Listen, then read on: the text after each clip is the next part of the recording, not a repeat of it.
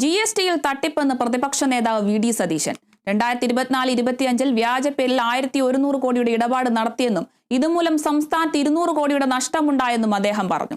തട്ടിപ്പ് കണ്ടെത്തിയത് പൂനെ ഇന്റലിജൻസ് വിവരം സർക്കാരിനെ അറിയിച്ചു. രജിസ്ട്രേഷൻ റദ്ദാക്കിയതല്ലാതെ സർക്കാർ ഒന്നും ചെയ്തില്ലെന്നും അദ്ദേഹം പറഞ്ഞു. GST-യുമായി ബന്ധപ്പെട്ട വളരെ ഞെട്ടിക്കുന്ന ഒരു തട്ടിപ്പാണ് പുറത്തു വന്നിരിക്കുന്നത്.